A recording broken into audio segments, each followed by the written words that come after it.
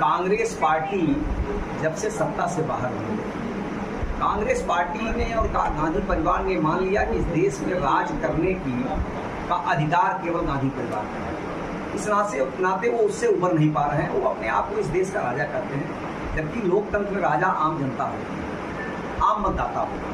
देश की जनता ने 2014 में प्रचंड बहुमत के साथ भारतीय जनता पार्टी सरकार बनाई, 2019 में प्रचंड बहुमत के साथ सरकार बनाई, 2024 में हमारी सरकार बनी। ये लोग अब जब इतने प्रकार के प्रोपोगंडा करके उनको कोई उसमें सफलता नहीं मिली, तो उन्होंने एक नया प्रोपोगंडा शुरू किया है, वोट चोरी का।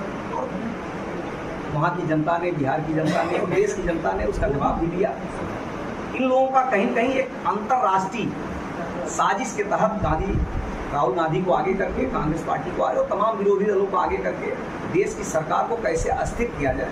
क्योंकि पूरी दुनिया में सबको लगता है कि इस देश में जब तक मोदी जी प्रधानमंत्री हैं, इस देश को आगे बढ़ने से कोई नहीं रोक सकता। अगर इस देश को आगे बढ़ने से रोकना है तो मोदी जी को अस्थिर करिए। तो कहीं कहीं एक अंतर्राष्ट्रीय साजिश के शिकार हैं, इस प्रकार का प्रोपोगंडा कर रहे हैं। लेकिन देश की जनता का आशीर्वाद, देश के नौजवानों का आशीर्वाद, अभी जेन जेड की जो एक आंदोलन हुआ बिहार में, उसको लेकर के राहुल गांधी ने कहा कि हमारे देश के नौजवान भी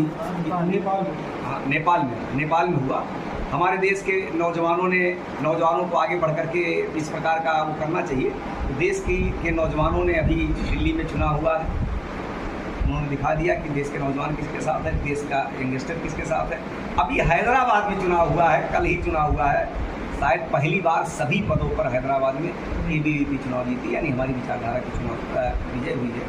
देश की जनता को ये समझ में आ गया है कि राहुल गांधी वोट चोरी का कोई विषय नहीं है। राहुल गांधी जो बांग्लादेशी घुसपैठी हैं या अलग अलग देशों के घुसपैठी हैं, जिसको प्रधानमंत्री जी कह रहे हैं कि